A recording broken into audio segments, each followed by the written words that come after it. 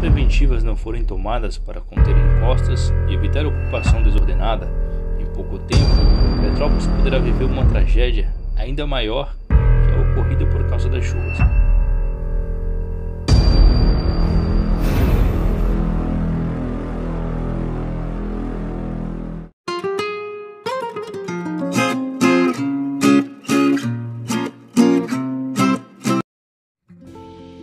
Conhecida como a Cidade Imperial, Petrópolis está localizada no estado do Rio de Janeiro. Encontra-se na Mata Atlântica, 813 metros acima do nível do mar, na Serra dos Órgãos, e aproximadamente a 60 quilômetros da cidade do Rio de Janeiro. Fundada em 16 de março de 1843 pelo imperador Dom Pedro II, seu nome vem da junção das palavras em latim Petrus, que significa Pedro, com a palavra polis, que significa cidade, dando origem à cidade de Pedro.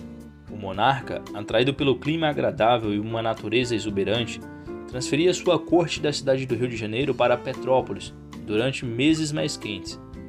Em 1854, foi inaugurada em Petrópolis a primeira estrada de ferro do Brasil.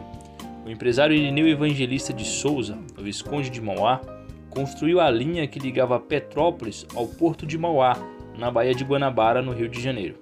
Petrópolis também serviu como capital do estado de 1894 até 1903. Em 1903, o Brasil e a Bolívia firmaram o Tratado de Petrópolis, onde o estado do Acre foi integrado ao Brasil. Por sua relevância histórica, Petrópolis é um importante ponto turístico. Muitos edifícios do século XIX e XX foram tombados e preservados. Um monumento arquitetônico, o Museu Imperial, antigo Palácio da Concórdia, foi residência de verão da família imperial. Atualmente, o local tem acervo de cerca de 200 mil documentos históricos originais, gravuras, mapas, fotografias de grande valor para pesquisadores e estudiosos. Outros lugares de destaque são a Catedral de São Pedro de Alcântara, construída em estilo gótico, e o Palácio de Cristal, construído em 1879. Ali, a princesa Isabel Cristina libertou os últimos escravos da cidade em 1888. A Casa do Ipiranga, hoje é um centro cultural, foi construída em 1884. Seu jardim mantém desenho original planejado por botânico e paisagista da corte imperial.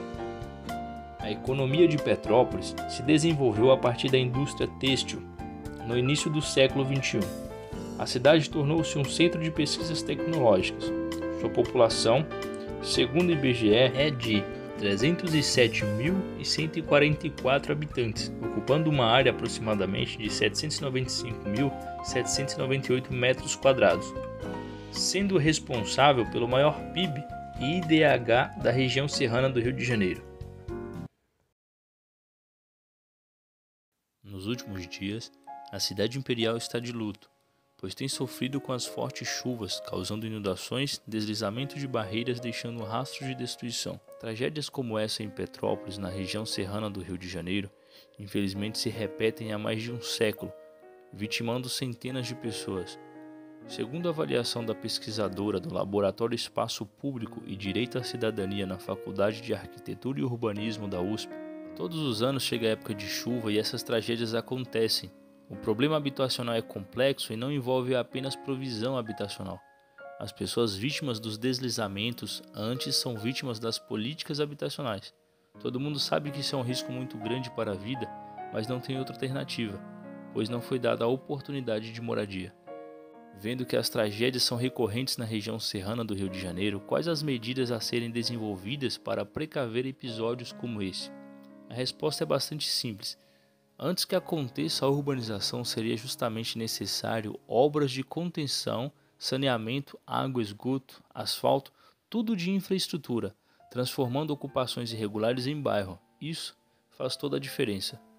Para que você compreenda os desastres na cidade de Petrópolis, irei abordar alguns fatores baseado na tese de um engenheiro que é especialista em estruturas. Petrópolis, por ser uma cidade precária de infraestrutura, não tendo capacidade de drenagem de um grande volume de água, logo essa água é infiltrada no solo.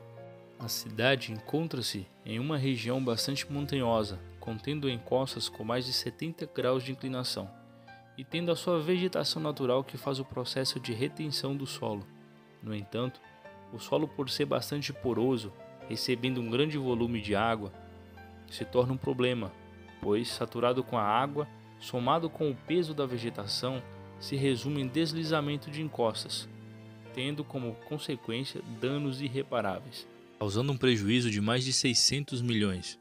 E mais valioso que isso, vidas que se foram.